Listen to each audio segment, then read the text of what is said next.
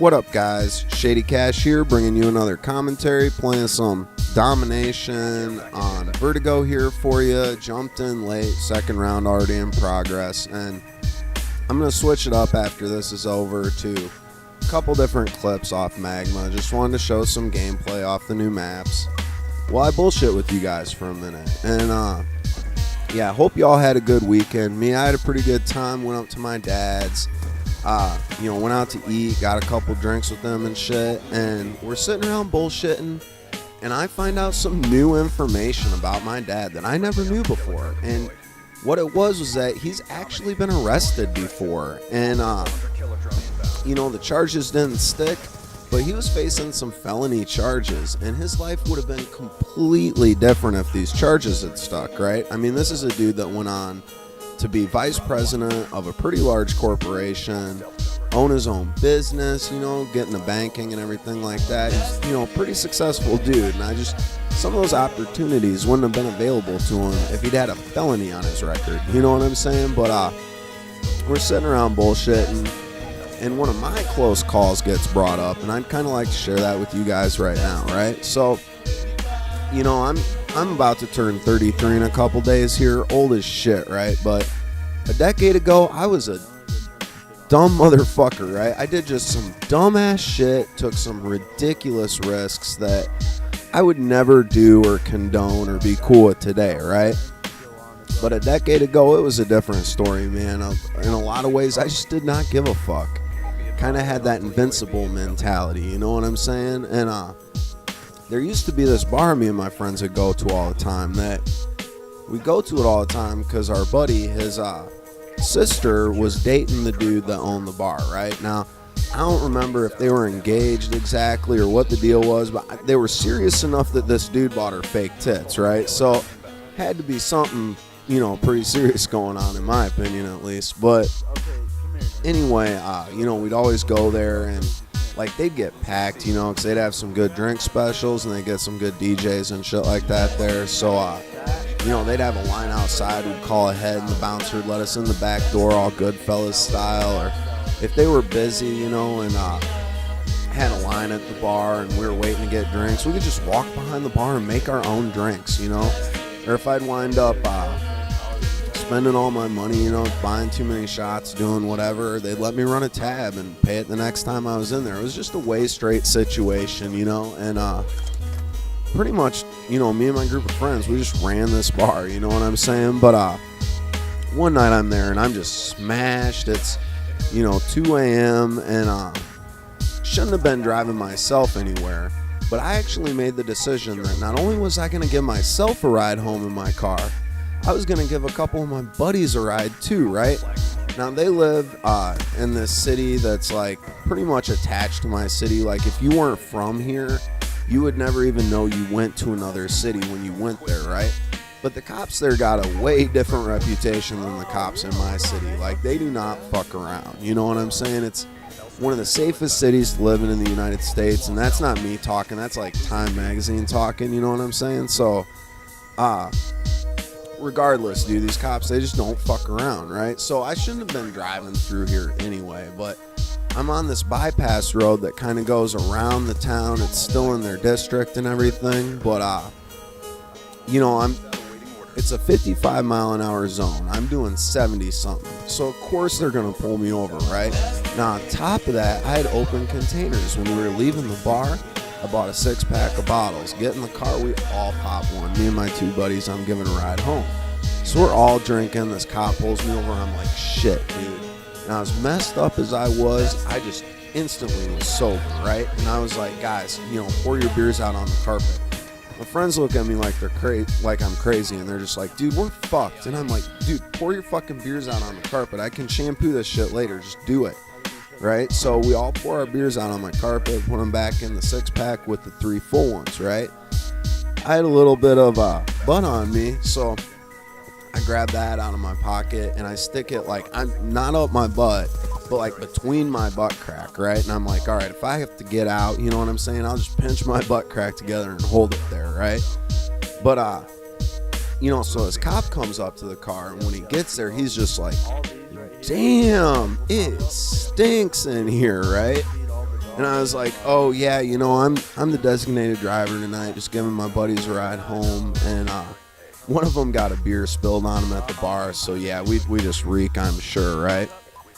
And the cop's like, okay, well, let me run your information, this and that. Goes back to his car, runs my information, comes back with his little breathalyzer, and he's like, all right, I'm going to need you to blow in this for me.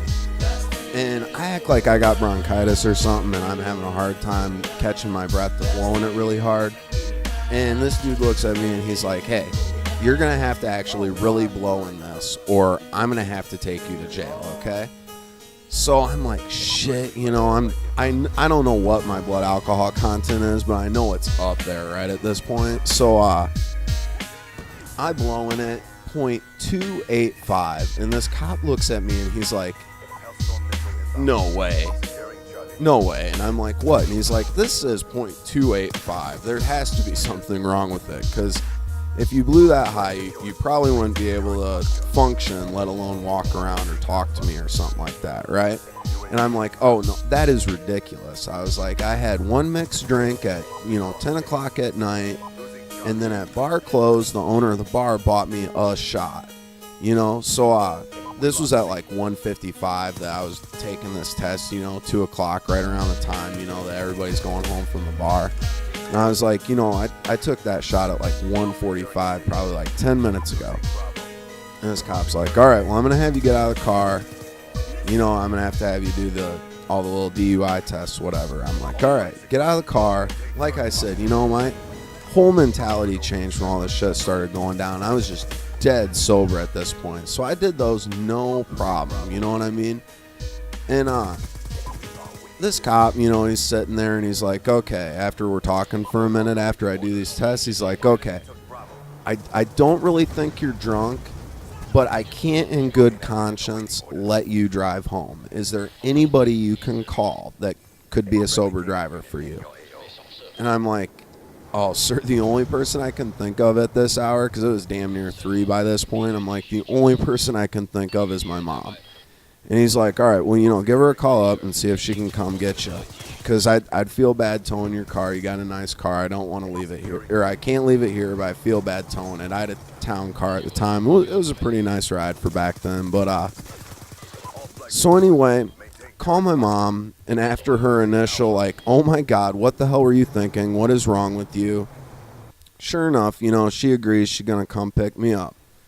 While she's on her way there, this cop calls a cab. So the plan is that my mom's going to get there, and we're going to take my car back to my buddy's house where I'm going to leave it overnight. And this cab's going to come back and take us back to my mom's car, which then we're going to take back to, she's going to drop me off and go home, whatever, right? So, everything's cool. My mom's on her way there, and I'm like, oh, sir, it actually hits me at this point. We've been standing on the side of the road so long. I'm like, I'm going to pee my pants, dude. Like, I'm seriously, like, I have to go to the bathroom. And this cop, you can tell he's just like, oh, my God, are you serious, But he's like, just go down in the ditch and pee, right? And I'm like, dude, are you going to arrest me for this, And he's like, no, just go pee quick. There's no cars. Just hurry up. And I'm like, all right, and I'm still like walking backwards like, you sure you're not going to arrest me for public urination? And he's like, yes, just go. I'm like, okay, right? So I go down to the side of the road. I'm taking a piss. And, of course, this is the moment my mom pulls up to this cop pull over with me and my 2 buddies and me taking a piss on the side of the road, right? See her pulling up, and I'm just like, oh, great, And as I'm, kind of like tightening my belt, whatever, after I took a piss, I kind of, do a little like ass cheek check and see if it's still pinched, between my butt cheeks, this little bit of butt I had on me. Sure enough, it's not there. And I'm just like, fuck, dude, where is it, right? And I turn around and look behind me, and there's my mom and this cop, and they're both just looking at me, shaking their head. And I'm sitting there walking back up to the road like, fuck, dude, did they find it? Is that why they're shaking their head, or are they just shaking their head because my mom pulled up to her son taking a piss on the side of the road with this cop? You know what I mean? And I get back up there. Luckily, I don't know, it might have fallen out in the ditch. Something might have fallen out while I was doing the DUI test and blown away before anybody saw it.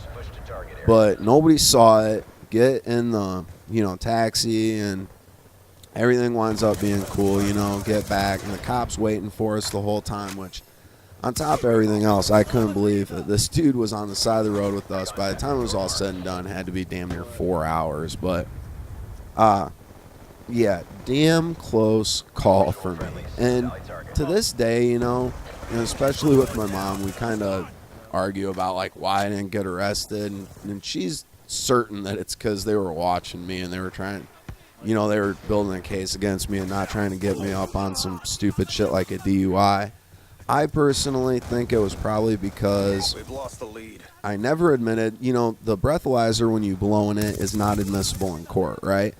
So I never admitted to being drunk when I blew in that. Like most people, I think, when they blow in the breathalyzer on the side of the road and they see what it registers, they're like, oh shit, oh my bad. And then their story maybe changed a little bit, that they had more to drink than they had initially said, or maybe they're like, oh, maybe I am a little bit more messed up than I think, And then that gives the officer enough of a reason to be able to take you downtown and make you blow in the one that actually is admissible in court.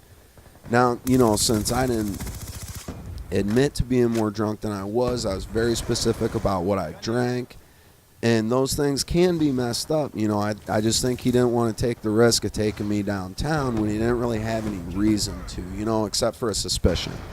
Just that suspicion isn't probably really enough reason to withhold me forever. You know what I'm saying? But, yeah, I think overall I was just lucky as shit, dude, and I especially lucky that I got a cop that did things kind of by the book, because, I've had some other instances with cops where, they're willing to bend things a little bit sometimes to get what they want to happen. You know what I'm saying? And a lot of times it's just your word against theirs. And if you get caught up in some shit and you're in court, who are they going to believe? You know what I'm saying?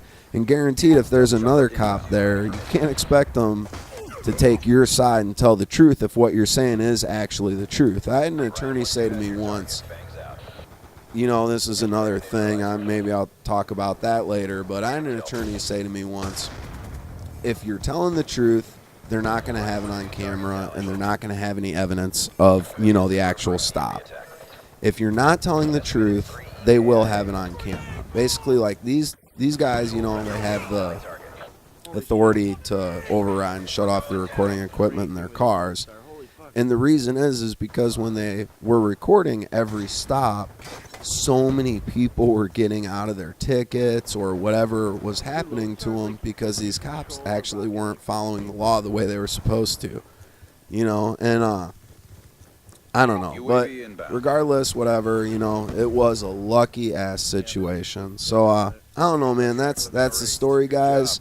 Hope you have a good week and everything. The gameplay that I was initially going to throw up was like 8 minutes long, and this has turned into like a 14-minute fucking ordeal. So, I'm going to try to find another clip or something to throw up there for you. But, anyway, whatever. It's not about the gameplay, right? If you're watching for gameplay, you probably wouldn't be watching me, but... All right, take it easy. Hope you have a good week. Peace.